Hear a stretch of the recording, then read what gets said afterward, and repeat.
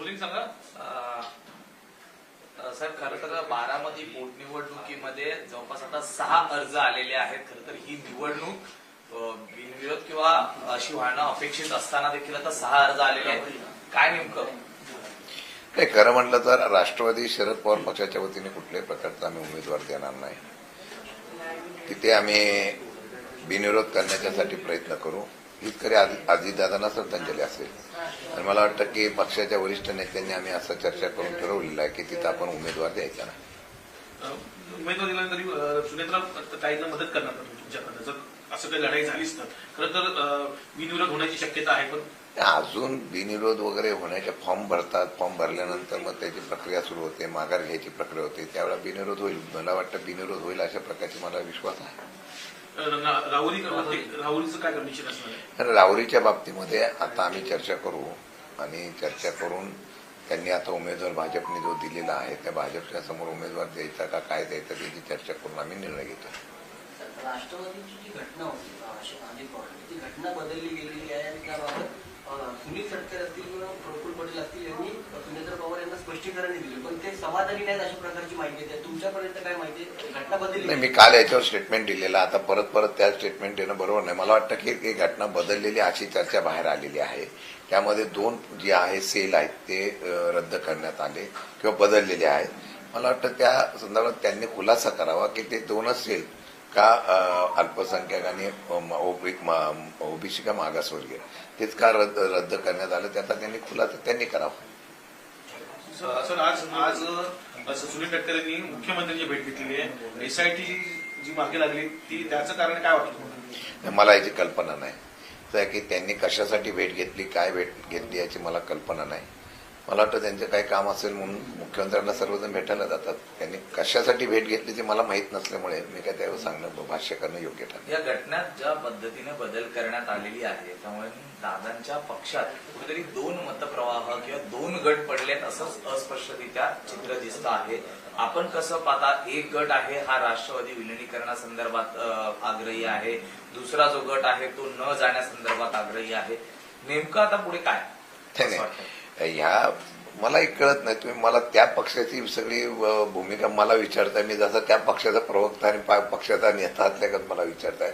आमची भूमिका मी स्पष्ट केलेली आहे. आमची भूमिका आम्ही स्पष्ट काय केली की आम्ही आता पक्षवाढीच्या संदर्भात तुर्तास आता विलिनीकरणाचा कुठल्याही प्रकारचा प्रस्ताव, कुठल्याही प्रकारची चर्चा आमच्याकडे नाही. कार्यकर्त्यामध्ये संभ्रमावस्था निर्माण होण्याच्या बाबतीमधली परिस्थिती होऊ नये आणि आम्ही भूमिका स्पष्ट केलेली आहे. अशा प्रकारची कुठली चर्चा नसताना ही चर्चा आता का उभी राहते मला कळत नाही. सर, एक महत्वाचा मुद्दा आहे का आता खरं विषय ताजा असतानाच महापौरांनी एक मोठा मुद्दा आणला का माझा आवाज आहे तो एका गुरुजींमुळे व्यवस्थित झालेला आहे. मी सांगितलं की खरं म्हटलं तर महापौरांनी अशा प्रकारचं भाष्य केलं असेल आणि तशा प्रकारे चर्चा केली असेल तर मला वाटतं आता अंधश्रद्धा निर्मूलन कायदा मागच्या वेळा आणलेला तो फार कडकपणे अंमलबजावणी करण्याच्या बाबतीमधले राज्य सरकारला निर्णय घ्यावा लागेल. आता राज्यकर्ते जर अशा प्रकारची भाषा करायला लागली तर मला वाटतं की ते कितपत योग्य आहे याचा त्यांनी त्याचाच विचार करावा. एलपीजीचा तोटा भरून काढण्यासाठी किंवा एलपीजीचा धोका पाहता सरकारने आता पावलं उचलायला सुरुवात केली आहे. पीएनजी म्हणजे जी पाईपलाईन आहे ती लवकर देणार. 3 महिन्याच्या आत आता पाईपलाईन देणार आहे. तुम्ही फक्त अपील करा. आणि त्याचबरोबर आता प्रत्येक जो नवीन जी इमारत बांधणार त्यांना पीएनजी कंपल्सरी करण्यात येणार आहे. पहिलाच हा निर्णय आहे, पहिलाच नियम आहे. नवीन काय त्याच्यामध्ये? आता शॉर्टेज आल्यानंतर हे मागच्या वेळेला ठरलं होतं की मुंबई किंवा इतर शहरामध्ये पहिल्या प्रथम कनेक्शन, गॅस कनेक्शन पाईपद्वारे द्यायचं हा पूर्वीचाच निर्णय आहे. परंतु ते करत असताना त्या असलेल्या कंपन्यांची अपूर्ण असलेली योजना असेल किंवा तिथं त्यांच्यामध्ये त्यांना ते करण्यासाठी वेळ का लागला हे त्यांनी खुलासा करावा. माझ्या माहितीप्रमाणे आता राज्य सरकार असं खुलासा करून सांगतं की आम्ही अशा प्रकारची कंपल्सरी कनेक्शन घ्यायची. लोक कधीही घ्यायला तयार आहेत. तुमच्याकडूनच विलंब झाला हा त्यांचा दोष नाही. त्याचा विलंबाचं कारण काय हे त्यांनी सांगावं. आणि मला वाटतं की आता कनेक्शन त्या ठिकाणी देण्याच्या बाबतीत मला निर्णय होत असेल आणि तशा प्रकारची अंमलबजावणी करत असतील तर मला वाटतं ते लोकांनी सुद्धा स्वीकारलं पाहिजे.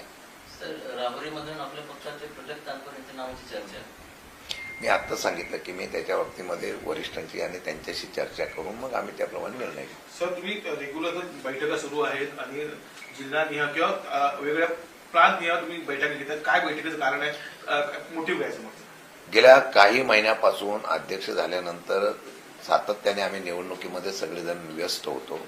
आता पक्ष संघटना मजबूत करणे आणि पक्ष संघटनेमध्ये असलेल्या सर्व गोष्टीच्या बाबतीत सगळ्या जिल्हावाईज असलेल्या नेत्यांशी पदाधिकाऱ्यांची चर्चा करून संघटना म्हणून कार्यरत करण्याच्या बाबतीत मला आम्ही निर्णय घेतलेला आहे. त्यामुळे 2-4 दिवस आम्ही तशा बैठका घेतलेल्या आहेत. परत फ्रंटलच्या बैठका आमच्या होतील आणि नंतर पक्ष संघटना मजबूत करताना विभागवाईज जिल्हावाईज आमच्या दौरे होतील. पहिला पाया मजबूत जर संघटनेचा झाला, जे पदाधिकारी कार्यरत आहेत, काही सोडून गेले असतील त्यांचा विषय सोडून नवीन कार्यकर्ते आणि नवीन पदाधिकारी, त्यावर आत्ता कार्यरत असलेले ऍक्टिव्ह पदाधिकारी, आता रस्त्यावरची लढाई लढायची असेल तर तसा पदाधिकारी ऍक्टिव्ह पाहिजे, तशा प्रकारची बांधणी आम्ही करतो. सर, एक मराठी माणसाचा मुद्दा आहे. दादर रत्नागिरी ट्रेन ही आता वेस्टर्न लाईनवर धावणार आहे आणि जी दादर पनवेलची मंडळी त्यांनी आता अपील केलेली आहे की दादर म्हणून पुन्हा चालू करा, पण ती होत नाहीये. कसं होत? केंद्र सरकारकडे अशा पद्धतीची मागणी करण्याच्या बाबतीत मला निर्णय घेणं गरजेचं आहे. अधिवेशन चालू आहे, आपल्या माध्यमातून हा विषय आलेला आहे. मी स्वतः आमच्या खासदारांशी, सुप्रियाताईंशी वगैरे बोलून याच्यात लक्ष घालण्याच्या संदर्भातला निर्णय घ्यायला लावेल. सर, गेल्या काय अर्थसंकल्प अधिवेशनाच्या शेवटच्या दिवशी साताऱ्याचं जे काही प्रकरण घडलं त्याबाबत तुम्ही तक्रार केल्या आहे, सगळं झालं. आता मुख्यमंत्री साताऱ्याच्या दौऱ्यावर म्हणजे रविवारी किंवा सोमवारी ते तिकडे साताऱ्याला जाणार आहेत. शिवसेना वर्सेस भाजप असे सगळे तिकडे पाहायला मिळालं होतं. आता मुख्यमंत्री आणि उपमुख्यमंत्री दोघंही सोबत असल्या कारणाने तो सगळा वाद जो कमी होईल किंवा याबाबत नाही, ते तर कायदा सुव्यवस्था आणि सगळ्या ह्याचा बोधावरात उडावला होता. काल तर मला असं कळलं, पालकमंत्र्यांनी स्टेटमेंट दिलेलं आहे की तिथले सीसीटीव्ही फुटेज सुद्धा बंद होते, सीसीटीव्ही कॅमेरे सुद्धा बंद होते. हा तर मोठा गंभीर विषय आहे. म्हणजे हे प्री प्लॅन झालेला सगळं कार्यक्रम आहे. जर अशा प्रकारचं त्यांनी सांगितलं आणि त्या बांधकाम विभागाच्या अधिकाऱ्यांनी सांगितलं की बिल्डिंगचं काम करायचं होतं म्हणून वायर तुटली होती, हा खुलासा हा खरंच म्हटलं हास्यास्पद आहे. म्हणजे ठरवून केलेलं हे कार्यक्रम आहे. कारण हे पुरावे जर भेटले तर ती सगळी निवडणूक ही रद्द होऊ शकते. याच भीतीपोटी अगोदर सगळं नियोजन करून त्याप्रमाणे केलेलं आहे. सक्तीच्या रजेवर एसपीनं पाठवलं म्हणून सांगितलं, तेच रजेवर अर्जित रजेवर गेलेलं कळत आहे. हे सगळं मला वाटतं की सगळं लोकशाहीच्या माध्यमातून सातारा जिल्ह्यामध्ये यशवंतराव चव्हाणांच्या भूमीमध्ये अशा प्रकारचं झालेली गोष्ट ही लोकांना आवडलेली नाही. मला वाटतं की त्याला आता उद्या दोघंही तिथं येत असतील तर कदाचित त्यांनी तसा चव्हाण साहेबांच्या भूमीमध्ये हे निर्णय घ्यावा. हे चुकीचं झालं असेल तर त्याप्रमाणे निर्णय घेऊन त्याचा बदल करण्याचा निर्णयाचं धाडस दाखवा. सर, ऋतू चव्हाण असं स्टेटमेंट दिलेलं आहे का मी ऋषीमुनीमुळे जैन ऋषीमुनीमुळे नगरसेवक झाले, त्याच्या पुढे जाऊन मंगल लोढांनी म्हटलेलं आहे का महापौर पण त्यांच्यामुळे ते झालं. मंगलप्रसाद लोढा एखादा मंत्री पण त्याच्यामुळेच झाले असतील.